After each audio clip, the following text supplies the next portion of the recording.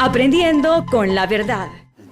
¿Qué tal, amigos? Bienvenidos una vez más a este su programa amigo por un periodismo sin ataduras, Aprendiendo con la verdad. Hoy queremos continuar haciendo ese esfuerzo de orientación cívica, de estímulo a la participación ciudadana, de estímulo a la participación en asuntos políticos, porque deben ser de interés nacional.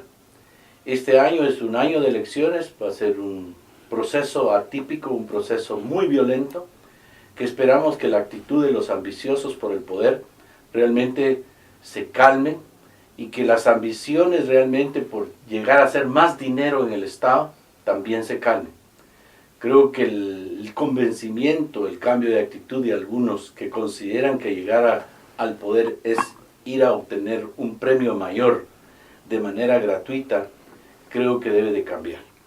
Hoy nos acompaña Joselito Gómez. Joselito, bienvenido al programa Aprendiendo con la Verdad. Gracias, Roberto. Mi estimado y amigo Ronnie Argueta, con quien tuve la suerte de conocerlo en Chiquimula en 1999, el año 2000 más o menos. Así es. Y al gran Carlos Yat. Me agrada verte de nuevo, Carlos. Teníamos ya bastante rato de no estar en el programa, ¿verdad? Así es. Creo que desde que dejaste la diputación, o un poco después, volvimos. Bienvenido, Carlos. Me parece que hay nuevamente incursión en los asuntos políticos del departamento y del país. Me agrada saber que gente que todavía cree en el país está con la esperanza de mejorar las cosas. Te lo digo así de manera frontal, porque es como decirte que si llegas, pues ni modo, tendrás que tener un compromiso ante el pueblo y ante tu familia, ante todo. Me parece interesante y espero que realmente ustedes puedan hacer un buen trabajo. Como no estamos en campaña, no vamos a hablar todavía de partidos ni nada, pero ya es de conocimiento público quienes más o menos van en el proceso electoral. Carlos, ¿no quedaste decepcionado del sistema del Congreso en donde dicen que es la peor basura que puede tener el país? Bueno, realmente lo que ¿O es que la situación que la que es vuelve y con más ganas? No, la verdad es de que yo creo que hay sus excepciones, ¿verdad?, en esta materia. La verdad es de que sí, cuando uno lleva una motivación y un objetivo, diría yo, un poco diferente a la de los demás compañeros que han sido electos para estar en el Congreso de la República, la verdad es de que uno se frustra. Se frustra desde el momento en que uno se da cuenta de que como que 9 personajes van por 9 rutas diferentes. En muchos casos, algunas rutas se juntan para conseguir los objetivos de cada quien, pero en todo caso, lo mío es evidente. Durante 2 periodos, pues tuve el honor de representar a la población de Alta Verapaz en el porcentaje que marca la ley, por supuesto, y traté de hacer lo mejor que pude para demostrar que por lo menos la capacitación que nos dio el Instituto Holandés para la Democracia Multipartidaria sirvió de mucho. Y creería yo que si hubiera una institución que pudiera tener el objetivo de capacitar a las personas que pretenden ser diputados nuevamente, pudieran ser inducidos a tener actitudes positivas para la población, creo que ganaríamos mucho. Yo me precio de ser alguien que captó la idea del Instituto Holandés para el comportamiento en cuanto a la función de ser diputado, representante de un pueblo, para hacer el trabajo lo mejor posible y de alguna manera en algún porcentaje, y por lo mismo que dice la gente y lo que estabas diciendo hace un rato, pues demuestra de que creo que lo logramos en un pequeño porcentaje. No digo que total, porque somos humanos, erramos, y por supuesto siempre habrá algún sector de la población que no logró tener los beneficios que quisiéramos nosotros que ellos tuvieran, y de alguna manera pues será parte de la población descontenta. El concepto de la población en cuanto a la situación de un diputado es que se vuelve una agencia de empleos. ¿Cómo hacer que la población también cambie ese concepto de que se vuelve una agencia de empleos o realmente una obligatoriedad en la cuestión de ejecución de obras, porque el pueblo considera que el diputado tiene que llevar playeras, pelotas, hacer canchas de básquet, hacer esto. ¿Pudieran enviar ese mensaje para que la población entienda que no es esa la labor del diputado? Yo creo que esto viene de la historia reciente del país en cuanto al poder que los diputados tenían, de hecho, porque no es de derecho.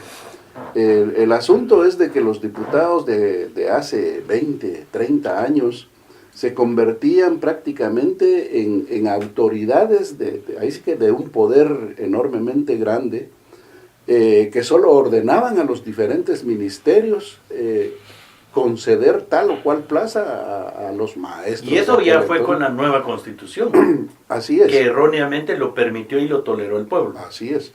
Entonces, la gente sigue creyendo en eso. Y la verdad es que el diputado no tiene esa facilidad en la actualidad. Nosotros... Ni debería tener ese poder. Ni debería tener, porque no es una agencia de empleos, no es ¿Constructor? No es constructor, sin embargo... Ni es una sociedad de beneficencia. La prensa lo señala y dice, hay diputados que tienen constructoras, y eso medio mundo lo sabe, que las personas que llegan ahí andan buscando la posibilidad de ser los captores de la obra pública para agenciarse de ganancias enormes, o cuando menos ser los gestores de obras que van buscando comisiones para poder tener un capital obtenido de su gestión pública, lo cual es, diría yo, lo más criticable, porque entonces están dejando su función, en primer lugar, de ser legisladores, de ser fiscalizadores, porque ya se es juez y parte, y al final se pervierte la representación que el pueblo le da al diputado para ir a legislar y a fiscalizar y a gestionar. En cuanto a la gestión, sí yo quiero enfatizar. Desafortunadamente la población, no solo de Alta Verapaz, sino de todo el país, está carente de información en cuanto a los trámites que tiene que hacer para conseguir un proyecto comunitario. Y muchas veces buscan al diputado para poder conectarse con las dependencias públicas y hacer la gestión. Y en este caso particular, cuando uno está consciente de lo que sucede en nuestro departamento, no podemos negarnos a acompañar a los comités, a los COCODES, a quienes andan haciendo la gestión, para ponerlos en contacto con los ministros, viceministros o jefes de dependencia para que ellos expongan su caso. Y en muchas formas el mismo diputado se empodera de lo que la gente quiere para exponerlo ya como un proyecto propio de la región y propio del diputado, pero no en cuanto a los beneficios que pueda obtener de él, idealmente, ¿verdad? Pero hay quienes se apoderan de los proyectos y lo toman como un patrimonio propio para poderlo gestionar y tenerlo y ver quién lo hace, etcétera. Eso se da. Joselito, vos y yo hemos vivido las consecuencias de la ambición de poder en la cuestión de tener pequeños dictadores. ¿Qué es lo que ocurre? ¿Marea a la población el poder? ¿A los políticos los marea el poder? Porque cuando están en la llanura hablan de democracia, de besos y abrazos, ancianos y niños, pero cuando llegan al poder se vuelven dictadores, pequeños dictadores y locos, diría yo locos. ¿A qué se debe eso? ¿Es una actitud normal del ser humano? Yo creo que evidencia lo que en principio ya tenían en sus intenciones. Es más que todo una ambición de dinero, me da la impresión, y de poder.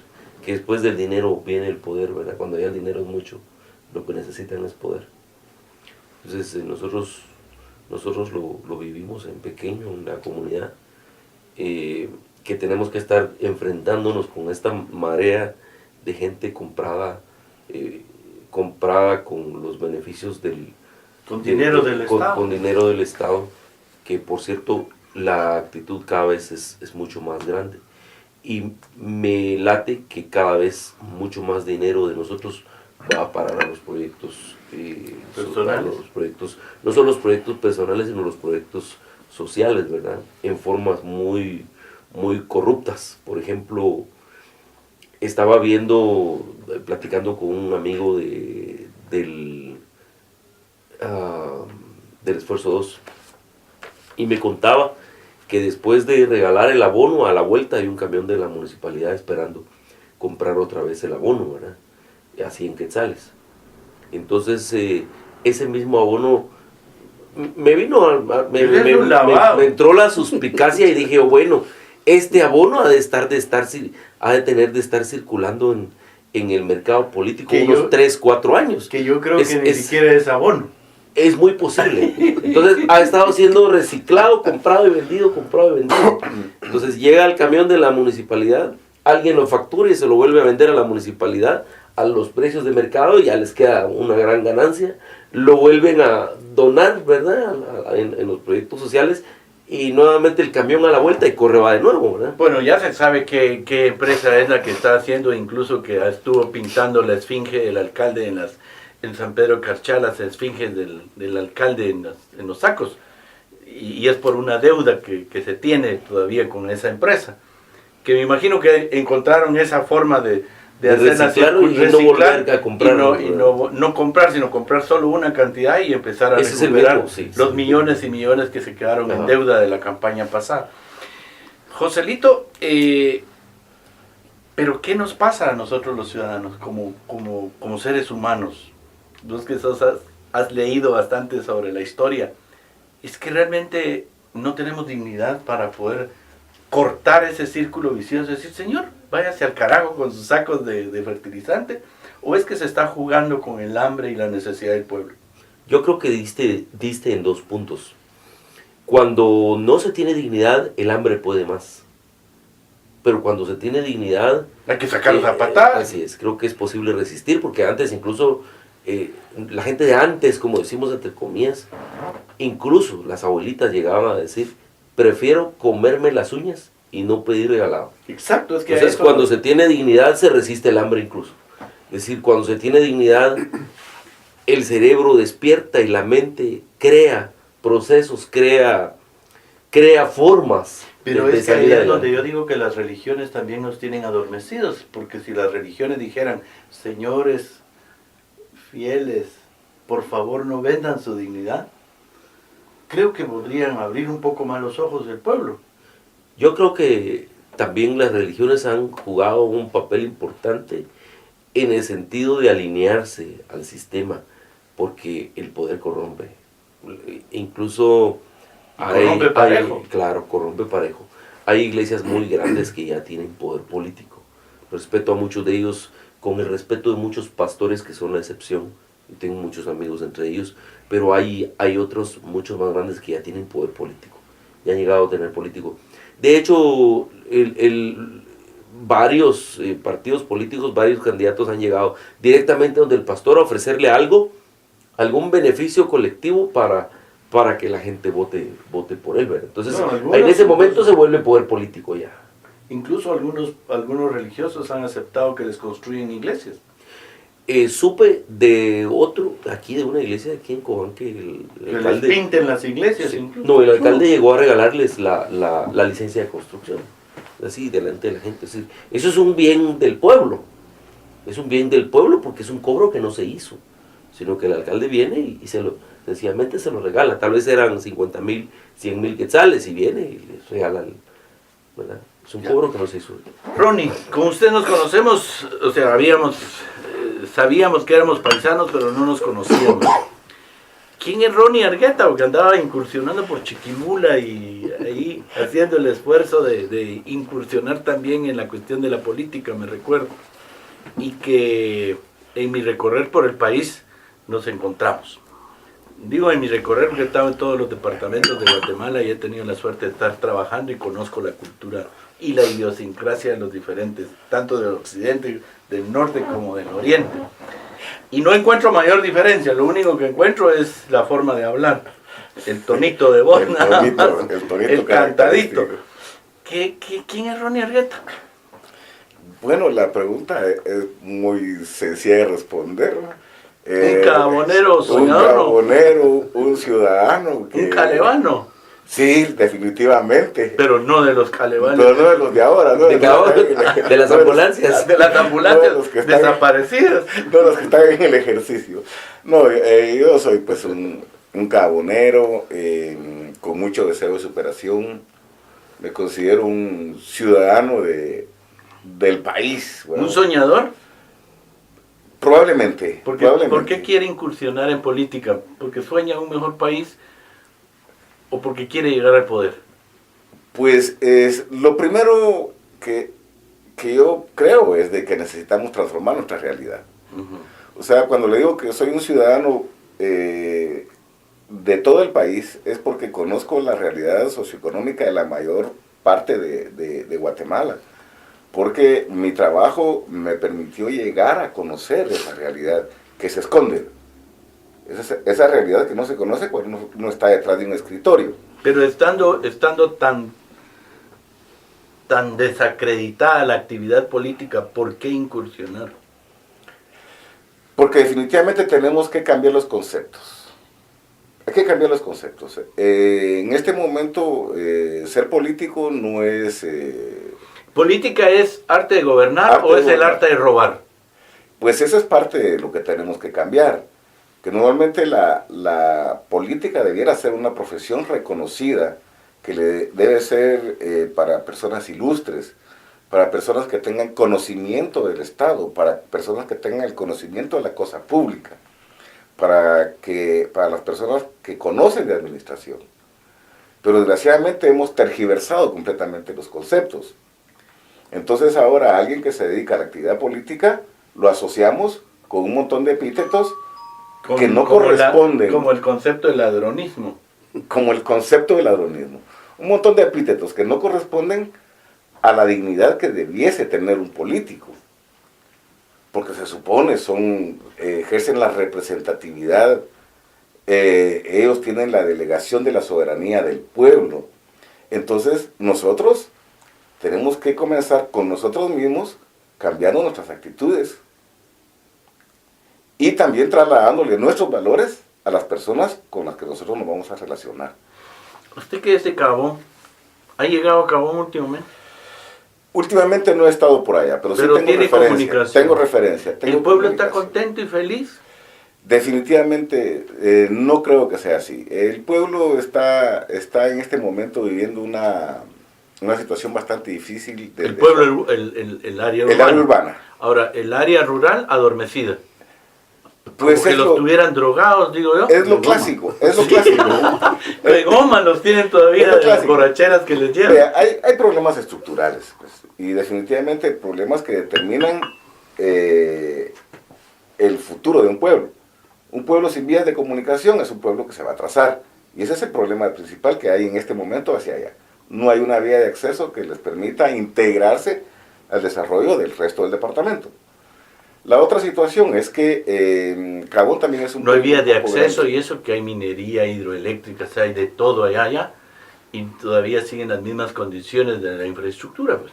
Pues yo creo que son ¿A las dónde mismas se está condiciones yendo toda esa que yo plata? ¿A conocí algún hace lugar, a 40 algún años. bolsillo de algún político? No sería raro.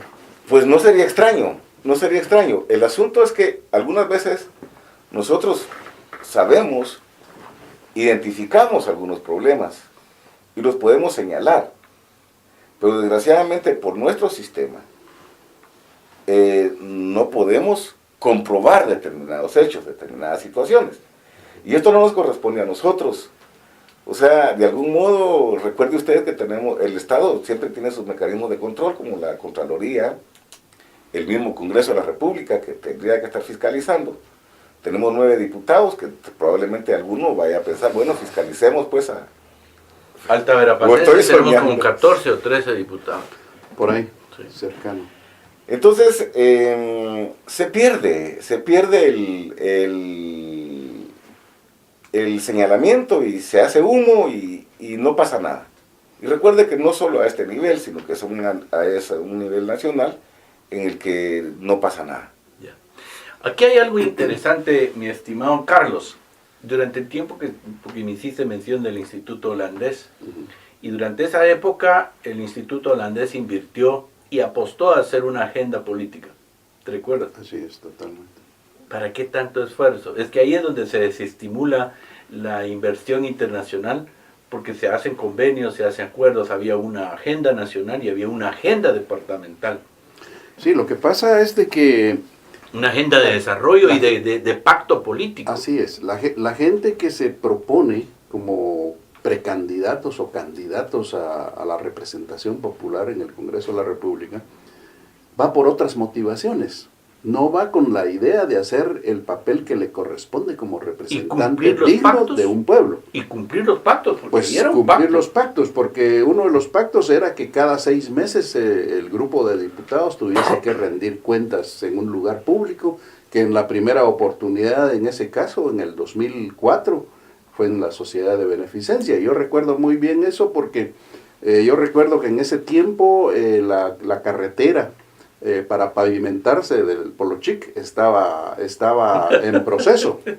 Y seguirán. Y seguirán, otros 20 años, ¿no? Y en esa rendición de cuentas que hicimos, el grupo de damas cenautecas me presentó un proyecto para ver si era posible incluir la carretera de Telemán para Senaú. Que fue lo más fácil, lo más práctico y lo más rápido. Y yo llevé ese proyecto al presidente Berché. Y entonces me dijo, mira, lo vamos a incluir, voy a instruir al ministro de Comunicaciones para que se haga un tramo 5, que va a ser de Rosario para Senaú. Pero, por favor, compromete el voto de la bancada del PAN, que en aquel entonces, pues menciono el partido porque yo así era fue, de esa bancada. Porque así fue. Así es, que se comprometa la bancada a votar por el préstamo que hay que firmar con un banco japonés.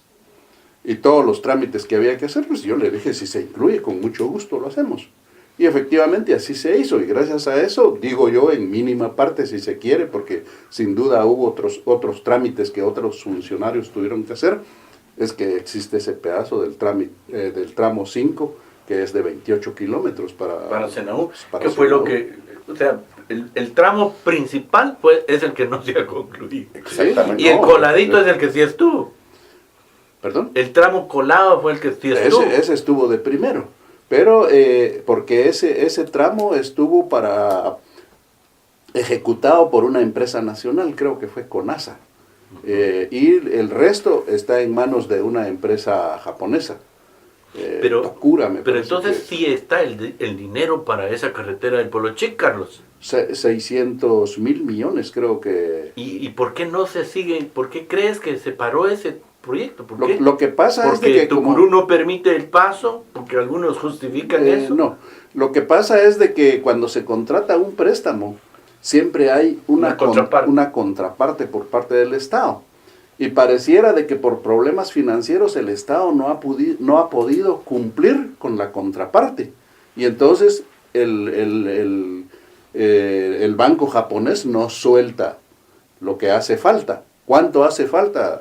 Ahí sí que habría que hacer una dependencia estatal para el control de los fondos de préstamos que ha adquirido el país, como sucedió en México en algún momento, en el que se les descontroló todo, que no sabían ni cuánto era el monto de la deuda del Estado en relación a préstamos. Y entonces tuvieron que fundar una institución que llevara el control centavo por centavo de lo que se debía. Falló la Contraloría, diría yo. Pues la verdad es de que a veces la Contraloría se comporta de una manera muy complaciente con el gobierno. Tomemos en cuenta de que quien elige al Contralor es el presidente, pues él decide quién le tapa los clavos. Le tapa los clavos y todo. El Congreso de la República, por supuesto, es el que da el voto. Y cuando digo que es el presidente el que elige, no es que él lo ponga, es el Congreso el que lo pone, pero ordenado a la bancada. Yo todavía fui fino de decir propuesta, de ordenado la palabra. Y cuando digo yo que es complaciente, es muy sospechoso, por ejemplo, que un contralor que gana 35,000 quetzales normalmente, en un gobierno X le suban al doble el salario. ¿Qué quiere decir eso? Le están comprando la voluntad al contralor para que no tenga nada que oponer en relación a la forma en que estén gobernando. Y realmente, y es que a veces esto que se está viendo a nivel nacional se ve a nivel local también, con la cuestión de las municipalidades. Pues. Hay municipalidades que son ya muy atractivas para los auditores de la Contraloría, porque regresan con las alforjas llenas de plata.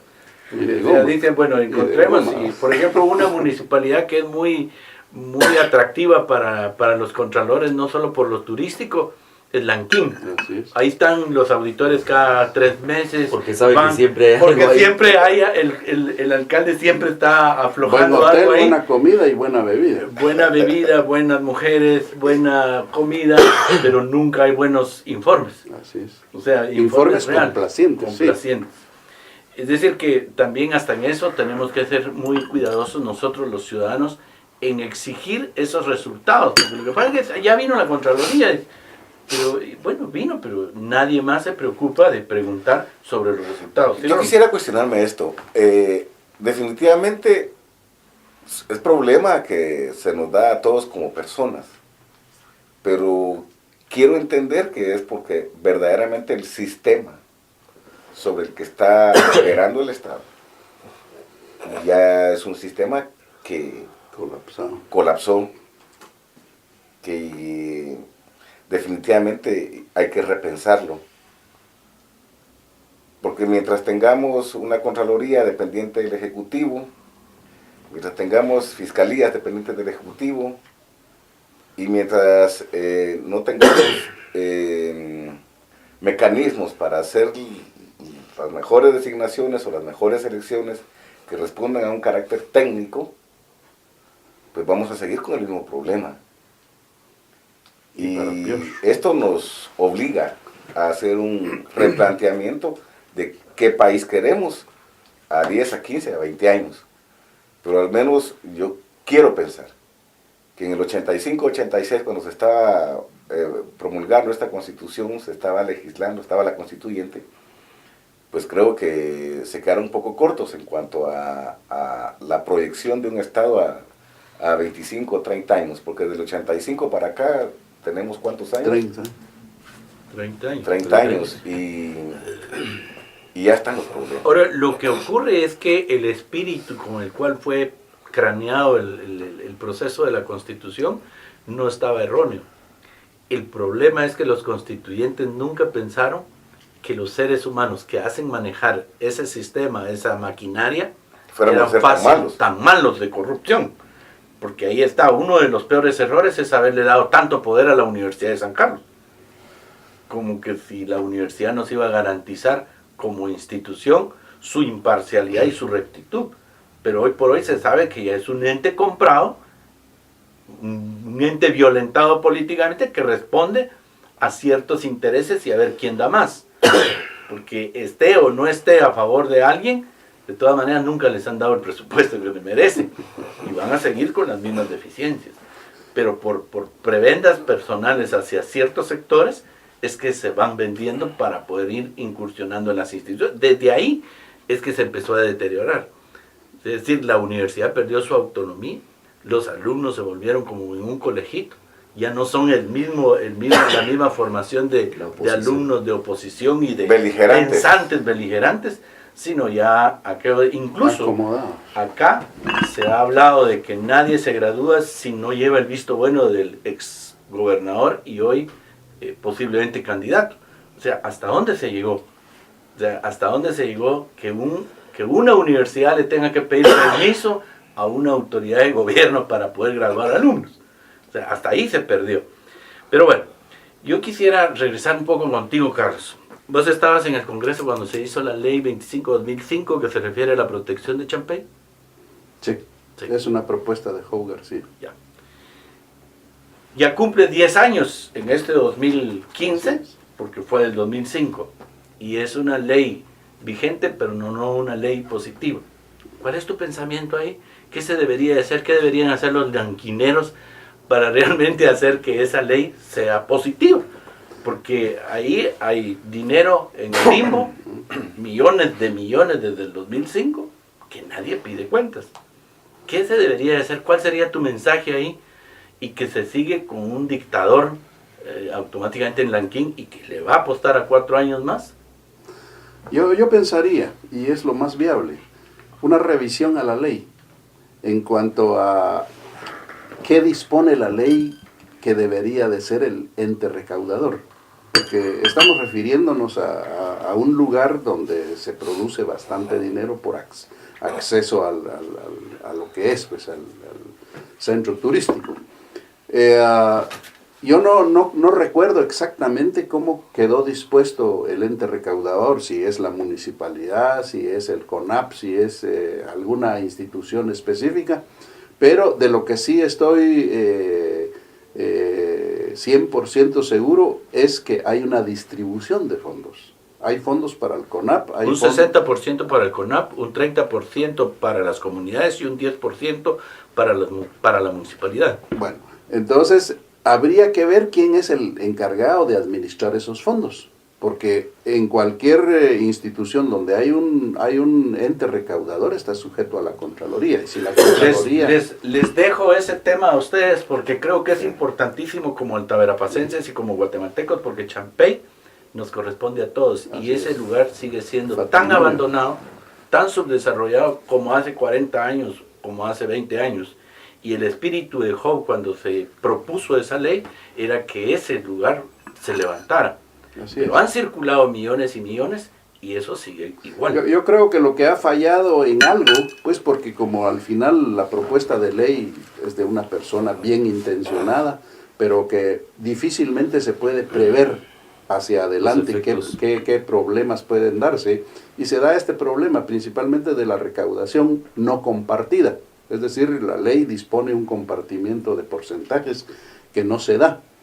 Parece, no estoy seguro, porque yo desconozco no se está dando. Hasta el momento las comunidades no han recibido el 30%. Bueno, entonces aquí lo que debió disponer la ley también es la capacitación de la gente para que supiera en qué porcentaje le beneficiaban los fondos a recaudarse, para nombrar una administración de ese 30% que a ellos les correspondía, porque no es cuestión de que 30% les corresponde y ahí va, y que lo tiren al aire o que se lo lleve el agua, ¿va? Pero lo de CONAP, pues lógicamente la institución existe, y si ellos no han recibido ese porcentaje, ellos son una institución que tiene representante legal y puede hacer los reclamos pertinentes. Y si no lo han hecho es por pura dejadez. Hay 16 millones de quetzales en los cuales el alcalde estuvo recaudando desde el 2005 hasta el 2012-2013. Pues un 30% de eso, ¿cómo no van a beneficiar a las comunidades aledañas? Si miras las condiciones de la carretera continúan igual. El puente realmente es deplorable. Entonces... y ese es un bien de todos los guatemaltecos, ni siquiera solo de los alquileros. El alcalde debería incluso juntar a esas comunidades para decirles, miren, hay tanto de dinero recaudado, les corresponde tanto, pero arreglemos el puente a cuenta de eso, arreglemos la carretera a cuenta de esos fondos. Y el lugar se puede manejar.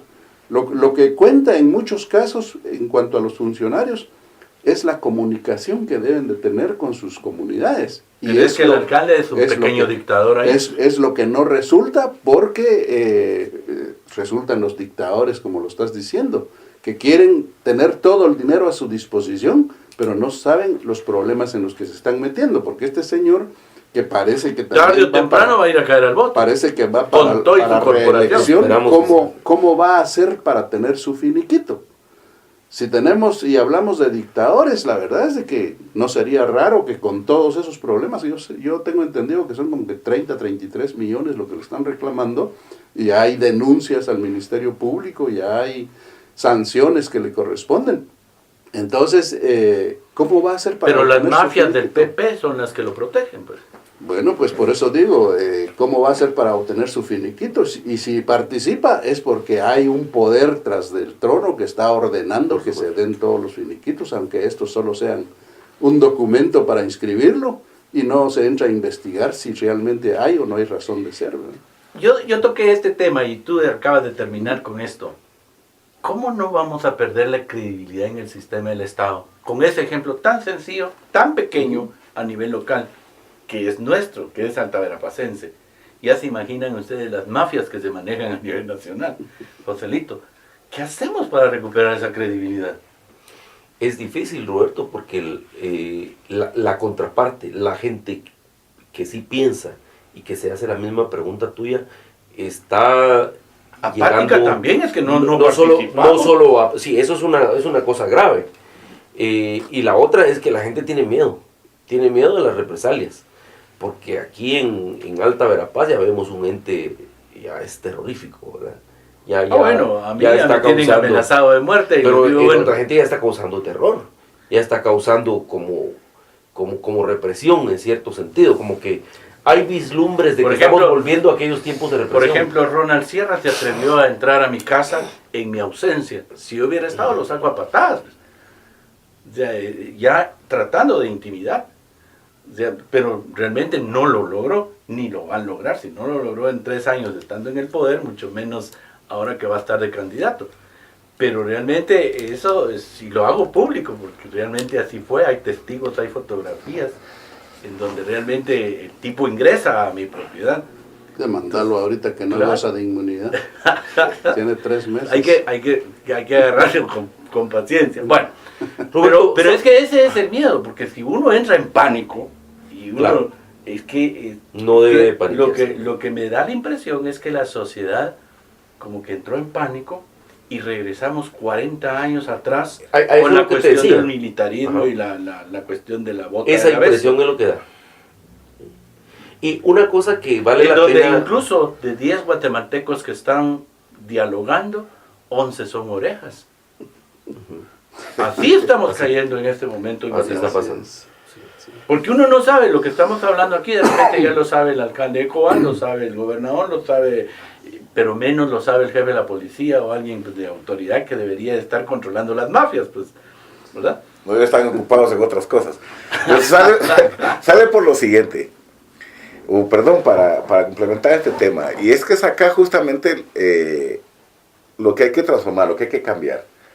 Es que la permanencia de una persona mucho tiempo en el poder genera autoritarismo, genera lo que conocemos como dictaduras, y hay un abuso del Se poder. entroniza. Hay un abuso del poder. Entonces, estaba viendo el titular de un medio escrito de un día esta semana, que dice que el 63% de los alcaldes van por la reelección. Haciendo una rápida conversión matemática acá, tenemos 17 municipios, el 65% sería entre 9 y 10 alcaldes que buscan la reelección. Valdría la pena que la gente se tomara un minuto y se preguntara, ¿por qué este alcalde está buscando la reelección? Este alcalde estará consciente que su gestión fue la mejor como para que se merezca la confianza de que le demos 4 años más de trabajo. O definitivamente hay algo más, o sea, son intereses puramente personales, beneficios económicos los que lo están llevando a pedir otros 4 años. Y con el recurso y con todo el aparato de publicidad que monta el Estado, pues definitivamente se le hace más fácil llegar que a un Y de los ciudadano, programas sociales, Ronnie. que verdaderamente podría generar un cambio en el departamento, en el municipio. Pero si trasladamos esta misma lógica al asunto de las diputaciones, también valdría la pena de que la ciudadanía se pregunte, bueno, este señor ¿cuánto tiempo ha estado en el Congreso? ¿Qué ha hecho o cómo ha beneficiado a mi comunidad, a mi departamento? ¿Y ¿Será cuántas que veces vino a entregar cuentas? ¿Y cuántas Decíamos veces del entregó cuentas? ¿Qué es tan compromiso que se importante? asumió? De los 9, les quiero contar que de los 9, bueno, quiero aclarar, de los 9 diputados y de un sinfín de funcionarios públicos, durante 3 años los hemos invitado a este programa para confrontarlos y que rindan cuentas al pueblo. Ninguno de los 9 ha aceptado y ningún funcionario de gobierno ha querido, porque hay instrucciones del partido no informar al pueblo, sino solo informar lo que a ellos les conviene de acuerdo a los periodistas que tienen comprados. Pues. Si el mismo presidente le prohibió a sus ministros ir a rendir cuentas al Congreso de la República, ¿cómo no van a copiar lo malo en los departamentos, ¿verdad? O sea que tenemos un dictador, porque solo un dictador es el que se atreve a violentar o a tratar de violentar las normas, porque existe... Es una dictadura técnica. Y dando el pésimo ejemplo de no ir al Congreso de la República A rendir su informe. cuentas cada año. Entonces, ¿qué se puede esperar? Roberto, vale la pena mencionar entre todo lo que estamos diciendo, retomando lo que estaba diciendo Ronnie, y es que es necesario que el pueblo sepa cómo es que están ganando las elecciones ellos. y nosotros lo vimos en chiquito en las elecciones de Chicharí, no se te olvidará en las elecciones de presidente de Cocode, cómo usan ellos los programas sociales a manera de no solo cohesión, sino que de coacción, cómo coaccionan y reprimen a la gente y vuelven los programas sociales, los beneficiarios de los programas sociales, un voto bien disciplinado, y es un voto totalmente inconsciente. Y empleados públicos involucrados en empleados públicos involucrados en eso. Entonces, ellos tienen un caudal de votos, los administradores de la municipalidad ahora, es decir, el alcalde y toda su corporación, tienen un voto supuestamente disciplinado y seguro de parte de los beneficiarios de las bolsas seguras y todo lo que es los programas sociales, porque los coaccionan. Los coaccionan de tal manera que si ven algún indicio de que esta persona les podría quitarles un voto, sencillamente lo sacan de los programas sociales. Así está funcionando. Entonces ellos esperan tener un caudal de votos. Alguien me decía... ¿Perdimos la libertad, quieres decir? Claro, en parte es eso. Pero es un grupo. O sea que en realidad los que están poniendo, los que están inclinando fuertemente la balanza a votar por ellos, y por eso la gente no se explica. Dice, pero ¿cómo es posible que teniendo tantos reparos en la Contraloría, teniendo un periférico, con un túnel que no les casó, que les quedó más alto el que estaba arriba y el que quedó más bajo el que estaba abajo, que no sea viceversa? ¿Cómo es posible que vuelven a quedar? ¿Cómo es posible que tanta gente vote por ellos?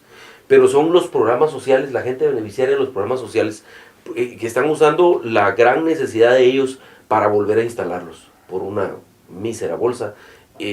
Programas sociales que solo se cumplen cada 4 años. Ahorita han estado recibiendo más constantemente como para refrescarles la memoria de que ellos son los benefactores. Y eso está teniendo un costo altísimo monetariamente para los recursos municipales.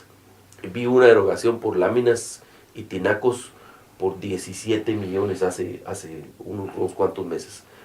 Aprobado un gasto por 17 millones para comprar láminas y tinacos. O sea, se está usando el programa para despilfarrar el dinero. Los cobaneros callados con esos 17 Silencio. millones de quetzales que son sus impuestos, que ha de ser un préstamo que lo tendremos que pagar tarde o temprano, el parque sin terminar, un montón de obras sin concluir. O sea, ¿realmente eso no lo ve el pueblo? Aparentemente, por apatía, no lo miran. No lo miran, creen que no se dan cuenta que el agua se les está calentando despacio. El agua va a hervir. El agua va a hervir, porque no sienten ese calor, porque cuando te calientan al agua despacito, pues solo sentís lo tibiecito. Pero es que el diablo muy difícilmente siente Aquí hay una cuestión en la que yo quisiera también abundar y respecto a la apatía que menciona Joselito, yo no sé quién fue, no sé, probablemente me corrige, pero no sé si fue Platón, Aristóteles o Séneca, alguien, pero que dijo en determinado momento que el precio que tienen que pagar los ciudadanos por desentenderse de la política es que van a ser gobernados por los menos capaces. Entonces, aquí lo que sucede es que también mencionaron acá que si la gente está perdiendo sus libertades, eso es bastante delicado.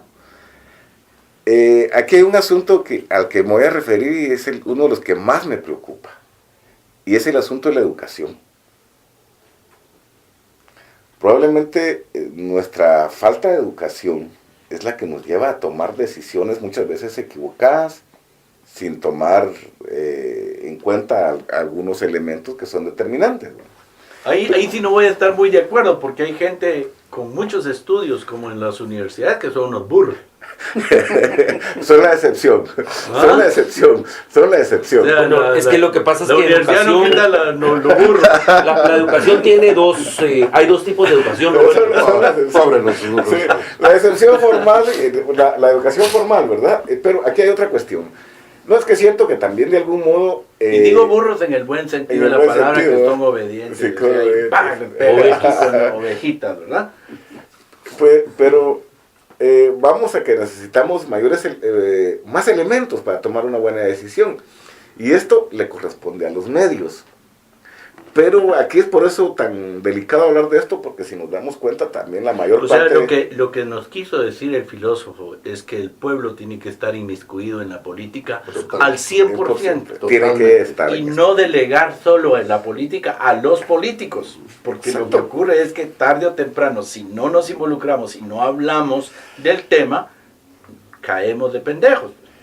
O sea, Es que porque le tenemos estamos una- dando toda la llave. Resultamos dependiendo de nuestro propio representante y de sus Exacto. mínimas capacidades y lo estamos entronizando.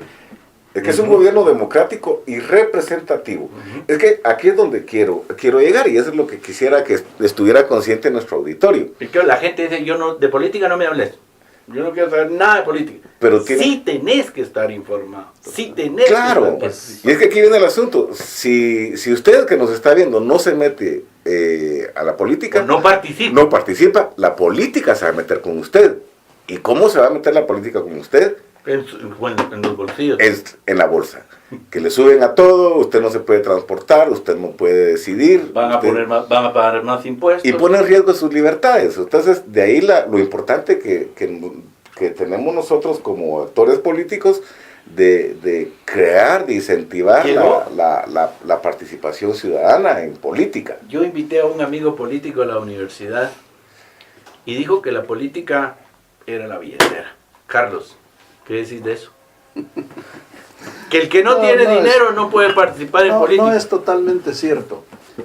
Es una idea equivocada que tenemos de hacer política sana. Ujú. Porque cuando se hace política a base de un patrimonio económico en efectivo, como algunos grupos familiares lo están haciendo, la verdad es de que eso es sencillamente salir a comprar voluntades, a ofrecer... Y va a tener su costo. Por supuesto. Y a ofrecer cosas que en el futuro, como administradores del patrimonio público, no van a poder ofrecer ni poder dar. Y van a tener que Porque- recuperar la inversión. Porque de cualquier manera las instituciones del Estado tienen sus limitaciones económicas marcadas por un presupuesto. Y cuando el presupuesto no alcanza para todos, las promesas que se quedan en el aire.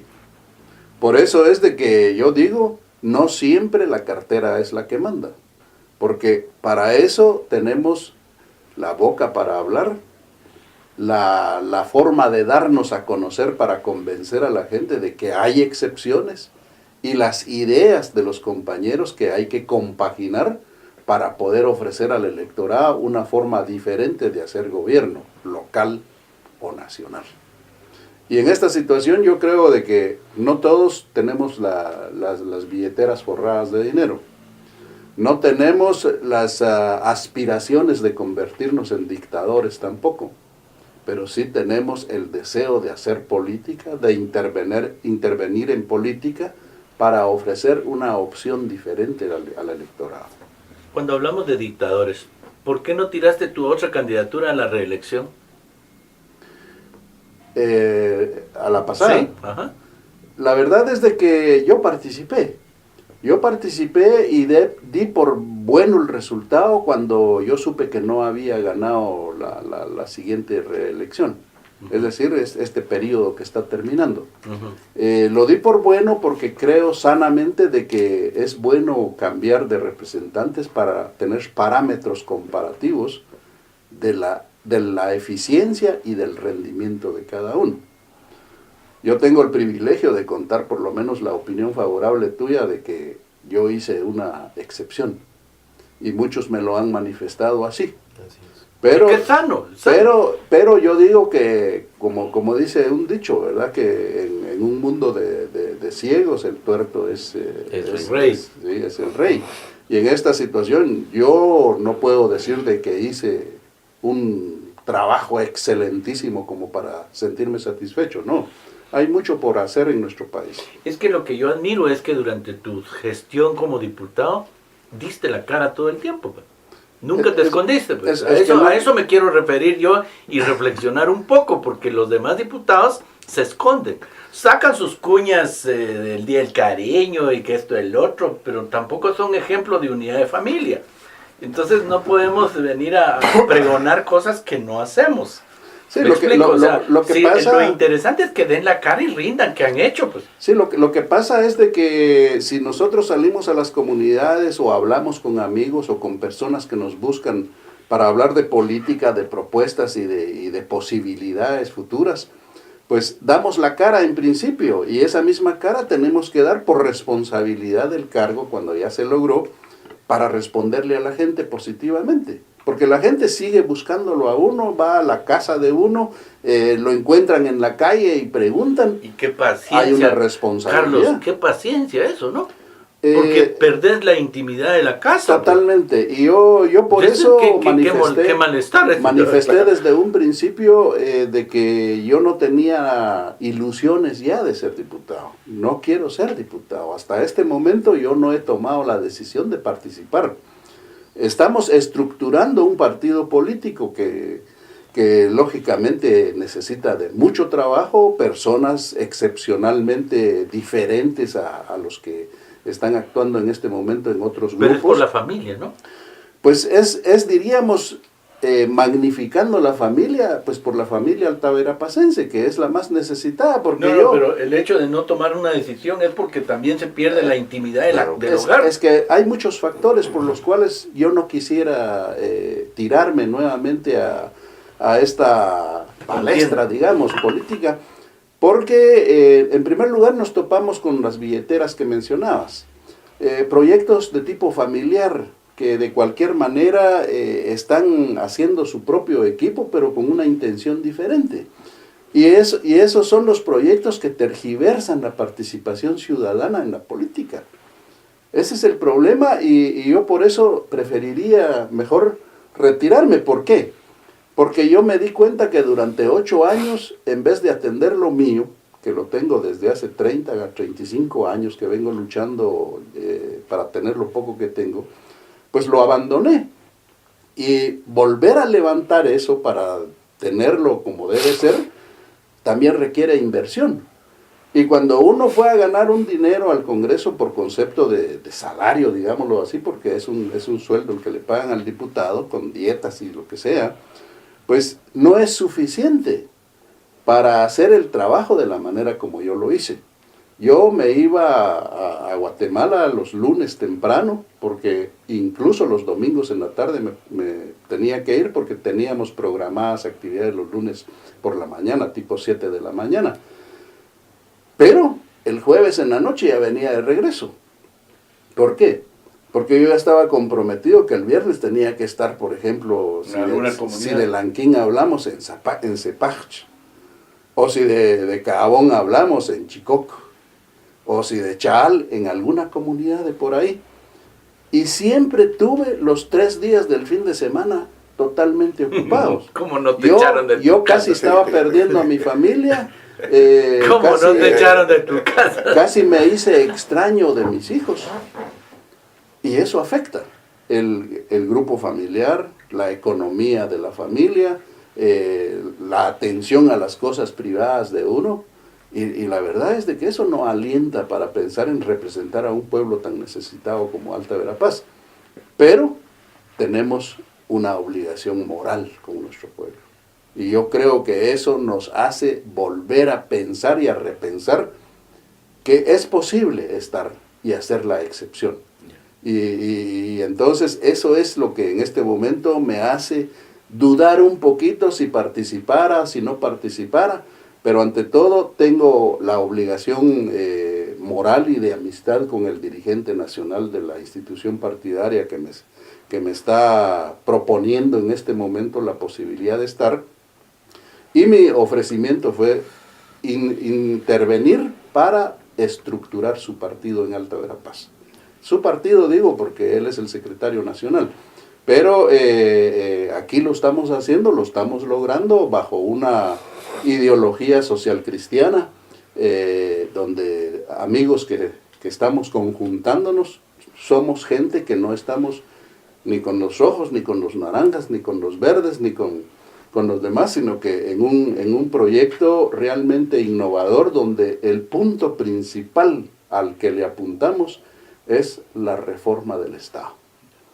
Y en esa posibilidad creo que cabe corregir todo lo malo que está sucediendo si tenemos al frente alguna persona que esté imbuido de esas ideas y ante todo esté con aquella certeza de que todo es posible. Nos quedan 3 minutos. Te doy 40 segundos. ¿Cuál sería tu mensaje para realmente estimular a la población a que se sume, que se suba al tren de la política? No importa de dónde, pero todos tenemos que participar. Yo ya aprendí que ya debo de hablar bien de la política, no puedo decir todos los políticos son malos, porque es una situación de que no es que el país sea una mierda, sino que realmente es gente mierda en un gran país. Creo que en la misma pregunta implícitamente respondiste y dijiste lo que quiero decir. La apatía de los buenos es lo que ha permitido que los malos ganen terreno. En Guatemala hay gente buena, en Cobán hay gente buena. Estoy seguro que toda esa gente que no se involucra y que critica es buena, es la gente buena, pero comete el error de no involucrarse. Me estaban diciendo, siempre que pregunto quién es el COCODE, resulta que en los barrios de Cobán casi no hay COCODES. Yo no sé si es cierto eso, pero casi no hay organizaciones de COCODES. No hay, entonces, sino ¿qué que está haciendo el son pueblo? organizaciones fantasmas hechas por la MUNI. Claro, entonces, ¿qué está haciendo el pueblo? ¿Qué está haciendo el vecino por su barrio? Hay demasiada apatía, como que ellos sienten que ya está resuelto todo su problema en las calles, que ya no necesitan nada más. Y solo el campesino, que le falta mucho, es el que siempre está tratando de organizarse, pero también por la falta de estos buenos, el desequilibrio es muy grande. Y entonces los buenos tenemos que pelear contra demasiado. Muy bien. Ronnie, su despedida, por favor. Mi despedida, pues yo quisiera invitar al auditorio para que se pregunte si está en este momento satisfecho en el estado de cosas, o con este estado de cosas, o si verdaderamente podemos confiar en que podemos cambiar. Si la respuesta es en que podemos cambiar, pues hay que sumarse y hay que generar cambios, pero también esto viene desde nuestra primera actitud, a que estemos alertas, que veamos si queremos más de lo mismo o le queremos dar una oportunidad al país. Y si le queremos dar la oportunidad al país, pues hay que poner los ojos en la gente que tiene potencial y que viene, digámoslo, con muy buenas intenciones a querer aportar algo en representación de todos. Muy bien, Carlos. Pues en primer lugar, antes de irnos, agradecerte, Roberto, la bondad que has tenido de invitarnos a tu programa. Sabemos que es un medio muy importante, con mucho auditorio, porque aquí se discuten las cosas realmente muy espinosas, ¿verdad? Como son. Y por supuesto, los que venimos y nos atrevemos a manifestar lo que creemos que debería de ser y lo que no debe de ser, pues nos permite pues por lo menos exponer nuestras ideas y creer en algo que otros no creen. Y en esta situación yo me permitiría invitar a todos las personas que tienen oportunidad de ver este programa. Escuchar, porque deber y escuchar entonces este programa, porque estamos en un proyecto político que queremos hacer diferente. Tenemos a Joselito, tenemos a Ronnie, su servidor, para estructurar esta idea que nosotros tenemos, que puede ser diferente a lo que actualmente existe. Y en esta situación, pues invitamos a que se involucren en política, invitamos a que piensen en los problemas de nuestra localidad, de nuestra ciudad, de nuestras diferentes comunidades del interior del municipio y del departamento, para que conjuntemos esfuerzos por resolver el problema local, municipal, departamental y nacional, por supuesto. Y eso solo es posible lograrlo si participamos en política. De otra manera, solo vamos a estar criticando, maltratando, mentándole la generación a los funcionarios, cuando los mayores culpables somos nosotros. Todos. Gracias a los tres por su paciencia y por su colaboración con el programa, por un periodismo sin ataduras. Hasta la próxima semana.